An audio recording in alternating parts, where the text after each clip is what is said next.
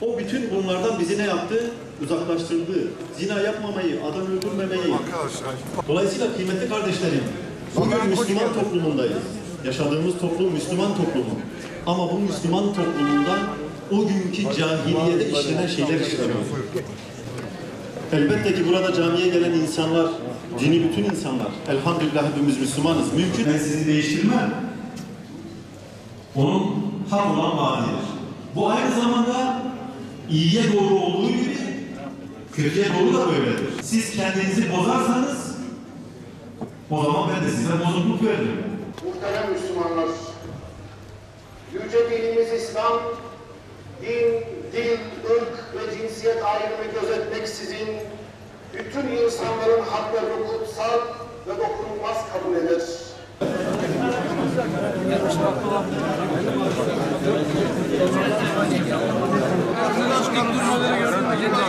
Her zaman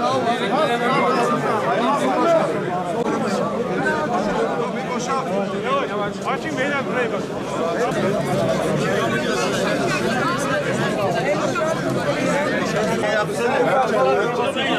Bu tarafa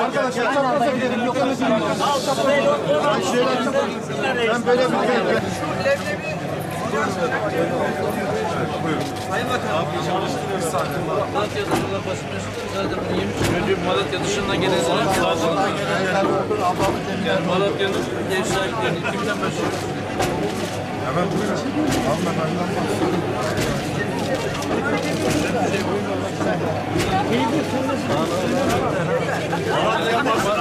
Malatya dışından var. Oradan başlıyoruz.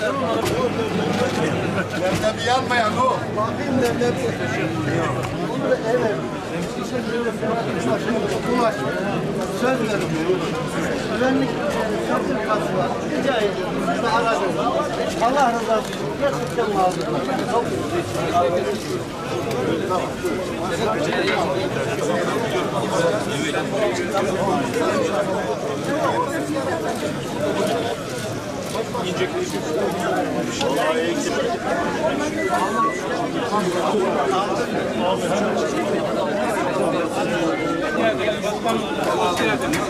Zaman varsa bile çay ikram eder. İşlerimiz çok. Allah'a hamdolsun. Binlerce şükür. Efendim alıyorum. Malatya şehrimizde şimdi efendim vefa buluşması.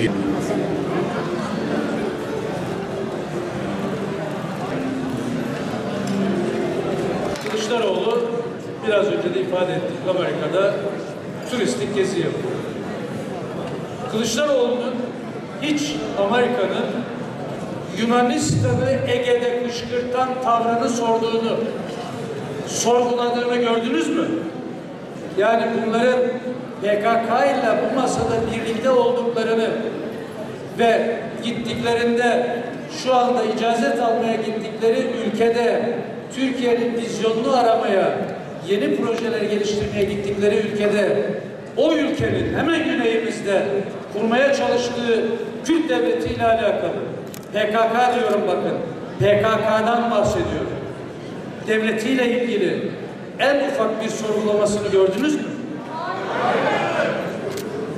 Yunanistan'la ilgili, Kuzey Kıbrıs'la ilgili yaptığı tüm uygulamalara karşı en ufak bir sorgulamasını gördünüz mü?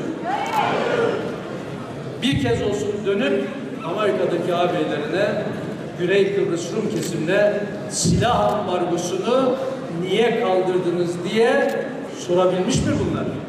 Soramazlar. Yürek ister. Bir arada oturup büyükelçilerine mektup yazıyor. Cevap gelmeyince herhalde kalkıp Amerika'ya gidelim. Sen bu milletin milli çizgisini savunamayacaksan ne geziyorsun Amerika'da, ne geziyorsun başka ülkelerde? 6+1'lik o masanın bütün meramı Türkiye'yi sağda solda şikayet etmektedir. Milletimizin iradesini böyle boş bir zihniyet temsil edebilir mi? Bir diğeri çıkıyor, hani nerede? Karadeniz gazı. Ya Allah'tan kork. Allah'tan kork. Yani Hadi hiçbir şeyden anlamıyorsunuz. Sizin zaten gidip de Cumhurbaşkanımızın arayanlar bulur dediği vardı ya, her arayan bulamaz ama bulanlar da arayanlardır demişti. Türkiye aynen savunma sanayinde olduğu gibi enerjide de kendi enerjisini kendisi aramaya başladığında milli teknolojisiyle, milli yerel gemileriyle ve yine yerli insanıyla analitik yöntemleriyle bulduğunda ya buna bari hadi inanmadınız. Artık borulara döşedik geliyor. Birkaç ay sonra mutfağınızda olacak bu. Bunu da mı göremeyecek kadar gözünüz?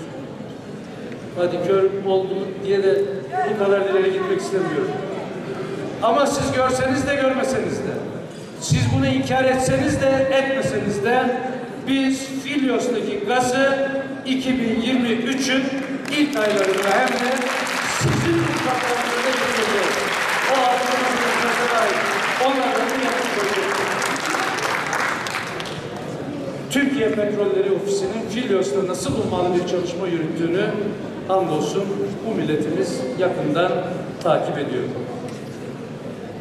16 inçlik doğalgazın taşınacağı ana boru hattının 140 kilometresi hamdolsun tamamlandı.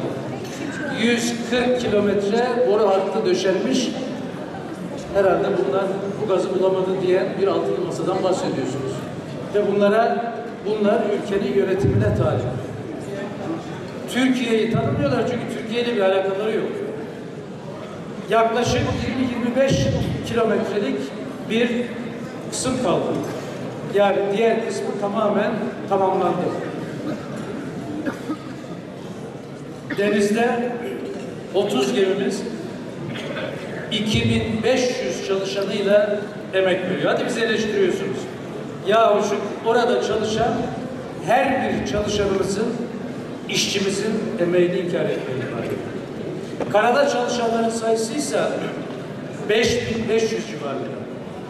Toplamda 8000 insanımız Karadeniz gazını çıkarmak için aralıksız çalışıyoruz. Biz bu kahraman ekibin emeklerini 6+1'lik masaya yedirtmeyiz.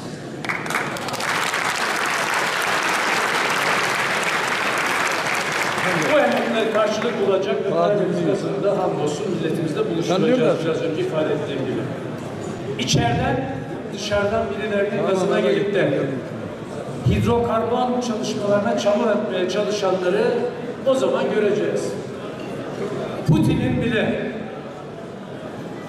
Putin'in bile Türkiye'yi doğal gaz enerji üssü haline getirmeyi konuştuğu bir ortamda içerideki altılı masanın üyeleri kısa bir sürede vatandaşlarla buluşacak gazı inkar edebilir. Biz çalışmaya devam ediyoruz.